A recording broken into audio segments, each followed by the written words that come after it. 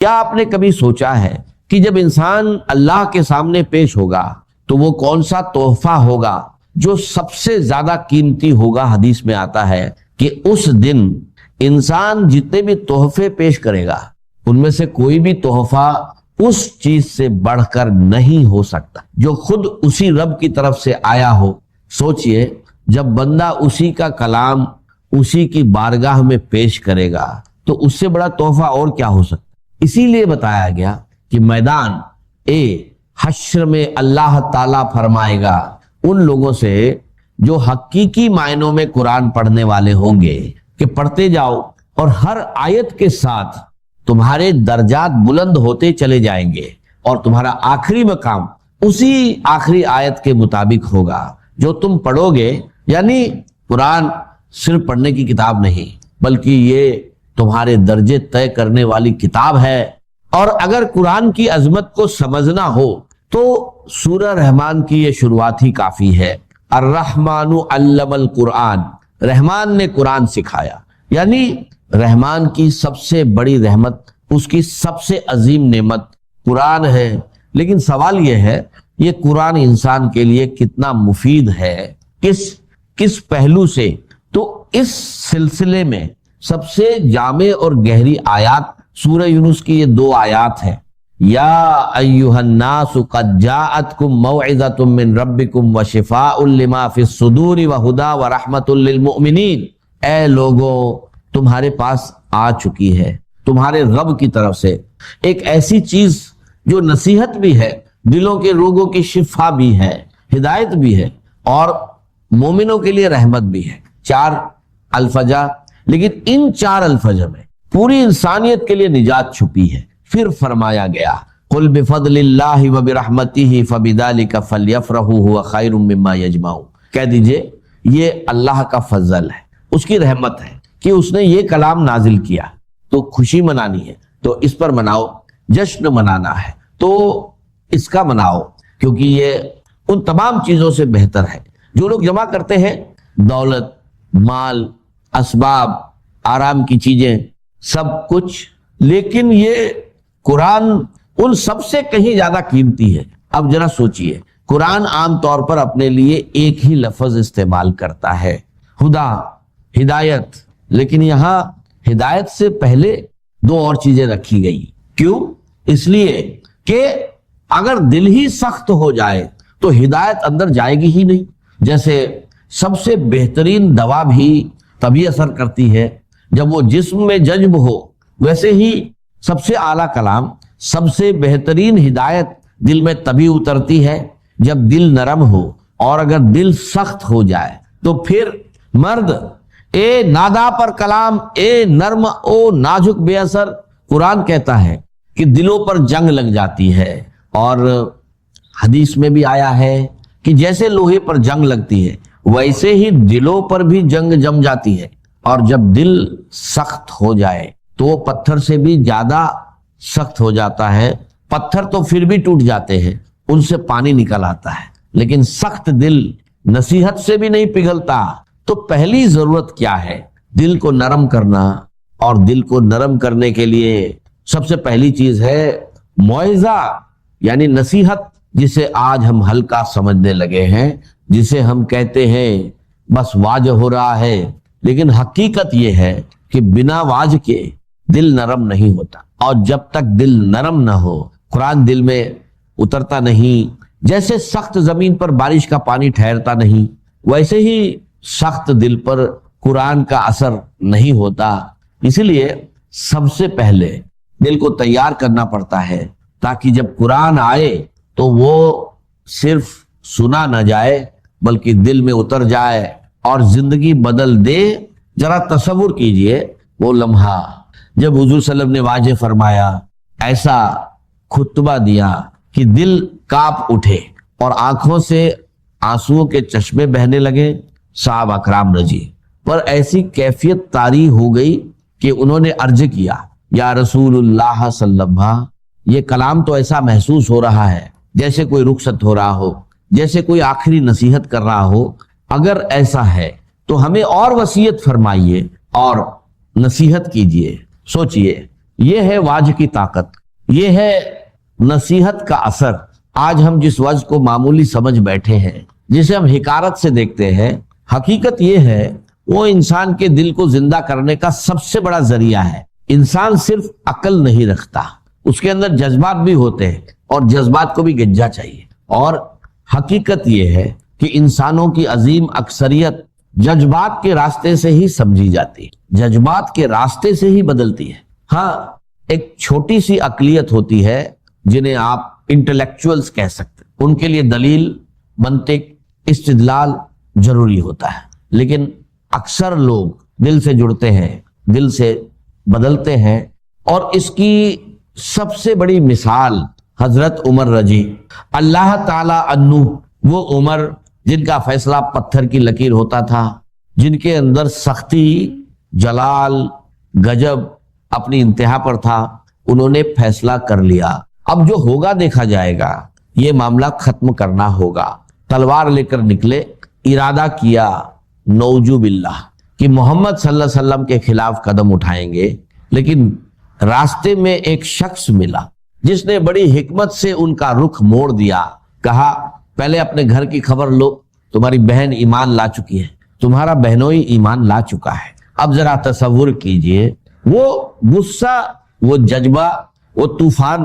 حضرت عمر رضی پہنچے، گھر میں داخل ہوئے، اور جو کچھ ہوا تاریخ اس کا گواہ ہے۔ بہنوئی کو مارا، بہن کو بھی نہیں چھوڑا، خون بہنے لگا، لیکن اسی لمحے ایک جملہ نکلا بہن کی زبان سے، عمر چاہے تم ہمیں قتل کر دو لیکن ہم اس دین کو نہیں چھوڑیں گے۔ بس صرف ایک جملہ، نہ کوئی لمبی دلیل، نہ کوئی منطق، نہ کوئی فلسفہ، لیکن وہ جملہ سیدھے دل میں اتر گیا، اور وہی عمر جو آگ کی طرح بھڑک رہے تھے، موم کی طرح پگھل گئے۔ یہ ہے جذبات کی طاقت، یہ ہے دل پر اثر کرنے والی بات۔ تو معلوم ہوا کہ انسان کے اندر چاہے وہ عمر جیسا کیوں نہ ہو، دل بھی ہے، جذبہ بھی ہے، اور جب تک دل پر جمی ہوئی سختی کی پرت نہیں ٹوٹے گی، کوئی بات اثر نہیں کرے گی۔ مرد اے ناداں پر کلام، اے نرم او نازک بے اثر۔ اس لیے پہلی ضرورت کیا ہے؟ دل کی اس سخت پرت کو توڑنا، اسے نرم کرنا، تاکہ جو دوا ہے وہ اندر اتر سکے، کیونکہ اگر دوا اندر ہی نہ جائے تو شفا کیسے ہوگی؟ اور یہی قرآن کا پہلا وصف ہے، موعظت، یعنی نصیحت۔ لیکن ہم نے کیا کیا؟ ہم نے قرآن کو واعظ کے میدان سے بھی باہر کر دیا۔ حالانکہ قرآن سب سے بڑا واعظ ہے، سب سے بڑی نصیحت ہے، لیکن ہم نے کمزور روایتیں، قصے، کہانیاں اور اشعار کو تو لے لیا اور قرآن کو پیچھے چھوڑ دیا۔ اب آگے بڑھتے ہیں، وَشِفَاءٌ لِمَا فِي الصُّدُورِ۔ جب دل نرم ہو جائے گا تو اب قرآن اندر اترے گا اور دل کی بیماریوں کا علاج کرے گا۔ وہ بیماریاں کیا ہیں؟ حب اے دنیا، حب اے مال، حب اے جا، شہرت کی طلب، اقتدار کی خواہش۔ یہ وہ روگ ہیں جو انسان کو اندر سے کھوکھلا کر دیتے ہیں، اور اگر یہ ختم نہ ہو تو قرآن بھی انسان کے لیے دنیا کمانے کا ذریعہ بن جاتا ہے۔ علم جو روشنی ہونا چاہیے تھا وہ زہر بن جاتا ہے، دولت کا ذریعہ، شہرت کا ذریعہ، اقتدار کے قریب جانے کا ذریعہ، اور پھر دین بھی بکتا ہے، فتوے بھی بکتے ہیں۔ اس لیے جب تک اندر کی یہ گندگی صاف نہ ہو، قرآن کا اصلی فائدہ نہیں ملے گا۔ پہلے صفائی، پھر ہدایت، پہلے تزکیہ، پھر رہنمائی، تب جا کر وَهُدًى وَرَحْمَةٌ لِّلْمُؤْمِنِينَ۔ اب یہ قرآن ہدایت بنے گا، اب یہ رحمت بنے گا، اور یہ ہدایت پورے انسان کے لیے ہے، اس کی سوچ کے لیے، اس کی زندگی کے نظام کے لیے، اس کے عمل کے لیے، ہر سطح پر، ہر لمحے۔ اور جب یہ ہدایت مل جائے تو دنیا میں راہ اور آخرت میں رحمت۔ پھر فرمایا قُلْ بِفَضْلِ اللَّهِ وَبِرَحْمَتِهِ فَبِذَلِكَ فَلْيَفْرَحُوا۔ اگر خوشیاں منانی ہے تو اس پر مناؤ، اگر اترانا ہے تو اس پر اتراؤ، اگر جشن منانا ہے تو قرآن کا مناؤ، کیونکہ یہی اصلی دولت ہے، باقی سب فانی ہے۔ لیکن افسوس آج ہمارا قرآن سے تعلق کیا رہ گیا ہے؟ کیا صرف اتنا کہ موت کے وقت سورہ یاسین سنا دی جائے تاکہ جان آسانی سے نکل جائے؟ کیا قرآن صرف ایصال ثواب کا ذریعہ بن کر رہ گیا ہے؟ ذرا سوچئے، رک کر سوچئے، ہم نے قرآن کا مقام کیا سمجھا ہے اور ہمارا اس سے رشتہ کیا ہے؟ یہی سوال ہے اور اس کا جواب ہمیں خود دینا ہے۔ کیا آپ نے کبھی ٹھہر کر خود سے یہ سوال کیا ہے کہ ہم جا کہاں رہے ہیں؟ کیا ہماری زندگی واقعی اسی راستے پر ہے جو ہمیں دکھایا گیا تھا، یا ہم کہیں بھٹک چکے ہیں؟ بات کی تھی کہ ہوش میں آؤ، قرآن اس لیے نازل نہیں ہوا تھا کہ وہ صرف ایک رسم بن کر رہ جائے، نہیں، یہ تو معجزہ تھا، یہ تو شفاء لما فی الصدور تھا، یہ ہدی للناس تھا، یہ موجب رحمت تھا۔ اس وقت حال یہ تھا کہ پورا قرآن ایک جگہ موجود بھی نہیں تھا، کہیں پرجوں پر لکھی ہوئی صورتیں، کہیں اونٹ کے شانے کی ہڈیوں پر، کہیں کسی کے پاس تھوڑا سا کاغذ، اور کہیں تو کچھ بھی نہیں، لیکن قرآن تھا، سینوں میں تھا، دلوں میں زندہ تھا، اور اسی قرآن نے ایک انقلاب برپا کر دیا۔ آج ہم کیا کر رہے ہیں؟ ہم ہزاروں روپے خرچ کر کے قرآن خریدتے ہیں، اسے جہیز میں دیتے ہیں، لیکن کیا وہ قرآن ہماری زندگی میں بھی موجود ہے؟ لا يبقى الاسلام الا رسمه ولا يبقى القرآن الا رسمه۔ آج اسلام بھی رسم بن گیا ہے، قرآن بھی رسم بن گیا ہے۔ وقت کی یہ گردش ہمیں پیچھے کی طرف لے جا رہی ہے، ضرورت ہے لوٹنے کی قرآن کی طرف، لیکن یہ لوٹنا صرف الفاظ سے نہیں ہوگا، اس کے لیے خود کو بدلنا پڑے گا۔ اگر آپ نے آج تک قرآن ناظرہ بھی نہیں پڑھا تو شرمائیے مت، آج سے شروع کیجئے۔ یاد رکھیے، جب پہلی وحی نازل ہوئی اور حکم آیا اقرک، تو حضور صلی اللہ علیہ وسلم نے فرمایا مانا بیکاری میں پڑھنے والا نہیں ہوں۔ عمر کیا تھی؟ 40 سال۔ تو پھر ہم کس بات کا انتظار کر رہے ہیں؟ It's never too late. قرآن پڑھیے، قرآن سمجھیے، قرآن پر عمل کیجئے۔ یہ کتاب صرف ایک کتاب نہیں ہے، اس میں ہزاروں جہان چھپے ہیں، ہر دور کے لیے، ہر انسان کے لیے۔ لیکن شرط یہ ہے کہ آپ اس میں ڈوب جائیں، اس میں کھو جائیں، اس سے اپنا رشتہ جوڑ لیں۔ قرآن مرد مومن کا اصل وطن ہے۔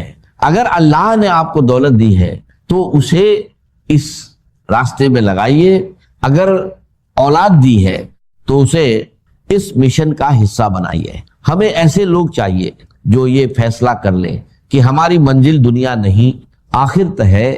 آج کا سماج ایک عجیب موڑ پر کھڑا ہے۔ کچھ لوگ ایسے ہیں جن کا دین سے کوئی تعلق ہی نہیں، کچھ وہ ہیں جن کے لیے دین صرف نماز اور روزہ تک محدود ہے، اور باقی زندگی جھوٹ، سود، دھوکہ اور حرام کمائی سے بھری ہوئی، اور کچھ لوگ جو سب کچھ سمجھتے ہیں لیکن کرتے کچھ بھی نہیں، بس ڈرائنگ روم میں بیٹھ کر مسئلوں پر باتیں، افسوس، اور پھر وہی روزمرہ کی زندگی۔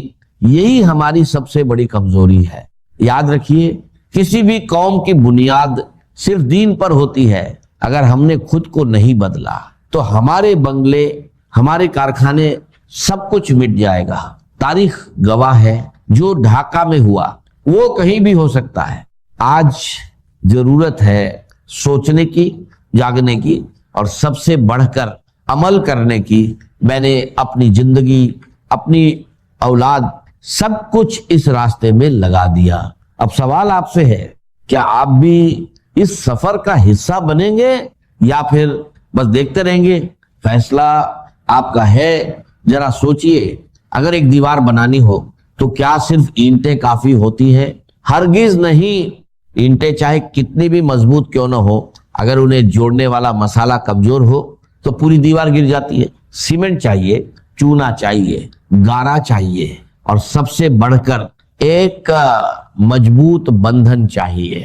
ٹھیک اسی طرح ایک مومن، ایک مسلمان الگ الگ اینٹوں کی طرح ہے، لیکن سوال یہ ہے انہیں جوڑے گا کون؟ وہ کون سی چیز ہے جو دلوں کو جوڑ دے، خیالات کو ایک کر دے، سوچ کو ایک دشا دے دے؟ وہ ہے حبل اللہ، اللہ کی رسی۔ وَاعْتَصِمُوا، बिहब्लिल्लाह जमीअन वला तफर्रकू, अल्लाह की रस्सी को मजबूती से थाम लो, मिलकर थाम लो और तफरके में मत पड़ो। यही है वो ताकत जो हमें जोड़ सकती है, और वो क्या है? वो है कुरान। अल्लामा इकबाल ने क्या खूब कहा, मुस्लिम की जिंदगी एक आइन से है, पैकर ये मिल्लत कुरान से जिंदा है। ये उम्मत का जिस्म, इसकी रूह, इसकी जान सिर्फ कुरान है। हम तो मिट्टी है, खाक है, लेकिन इस खाक में जिंदगी इसी से आती है। इत्तिसाम बिहब्लिल्लाह, इसे मजबूती से थाम लो। यही वो रिश्ता है जो दिलों को जोड़ता है, जो उम्मत को एक बनाता है। हुजूर सल्लल्लाहु अलैहि वसल्लम ने फरमाया, अल कुरआन हब्लुल्लाहिल ममदूदु मिनस समाई इलल अर्द, कुरान अल्लाह की वो रस्सी है जो आसमान से जमीन तक तनी हुई है। एक सिरा अल्लाह के हाथ में है और एक सिरा तुम्हारे हाथ में। अब फैसला तुम्हारा है, तुम इसे थामोगे या छोड़ दोगे। एक वाकया दिल को हिला देने वाला, हुजूर सल्लल्लाहु अलैहि वसल्लम अपने हुजरे से बाहर तशरीफ लाए। मस्जिद ए नबवी का मंजर जहन में लाओ। एक कोने में कुछ सहाबा बैठे थे, कुरान का जिक्र कर रहे थे, समझ रहे थे, समझा रहे थे। आप सल्लम के चेहरे पर खुशी आ गई। आप उनके पास आए और पूछा, अलस्तुम तशहदून अल्ला इलाहा इल्लल्लाह व अन्नी रसूलुल्लाह व अन्न हादल कुरान मिन इंदिल्लाह, क्या तुम गवाही नहीं देते कि अल्लाह के सिवा कोई माबूद नहीं, मैं अल्लाह का रसूल हूं और ये कुरान अल्लाह की तरफ से है? साहबा ने कहा, क्यों नहीं या रसूल अल्लाह, बिल्कुल। फिर आपने फरमाया, खुश हो जाओ, बशारत हासिल करो, क्योंकि इस कुरान का एक सिरा तुम्हारे हाथ में है और एक सिरा अल्लाह के हाथ में। फिर याद दिलाया, वज़कुरू निअमतल्लाहि अलैकुम इज़ कुंतुम आदाअन फ़अल्लफ़ बैन क़ुलूबिकुम, याद करो जब तुम दुश्मन थे, एक दूसरे के खून के प्यासे थे। औस और खजराज 100 साल तक लड़ते रहे, लेकिन अल्लाह ने दिलों को जोड़ दिया ईमान के जरिए, मकसद के जरिए, कुरान के जरिए, और तुम पहुंच चुके थे अला शफा हुफरतिन मिनन नार, आग के गड्ढे के किनारे। फिर अल्लाह ने तुम्हें बचा लिया। आज क्या हमारा हाल अलग है? क्या हम भी उसी किनारे पर खड़े नहीं हैं? आग खोलकर देखो, हालात दीवार पर लिखी सच्चाई की तरह साफ है। हम तबाही के किनारे पर खड़े हैं, लेकिन नजात का रास्ता मौजूद है, और वही रास्ता है जो उस वक्त था, वापसी कुरान की तरफ, उसी रस्सी को थामना। हुजूर सल्लल्लाहु अलैहि वसल्लम ने फरमाया, मेरी और तुम्हारी मिसाल ऐसी है जैसे कोई आग में कूदना चाहता हो और मैं उसे पकड़कर पीछे खींच रहा हूं। आज भी वही पुकार है, कुरान तुम्हें बुला रहा है, वयुबय्यिनुल्लाहु लकुम आयातिही लअल्लकुम तहतदून। अल्लाह अपनी आयतें खोल खोल कर बयान कर रहा है ताकि तुम हिदायत पा सको। रास्ता साफ है, बस चलना है। और आखिर में, वलतकुन मिनकुम उम्मतुन यदऊना इलल खैर, तुम में एक ऐसी जमात होनी चाहिए जो भलाई की तरफ बुलाए।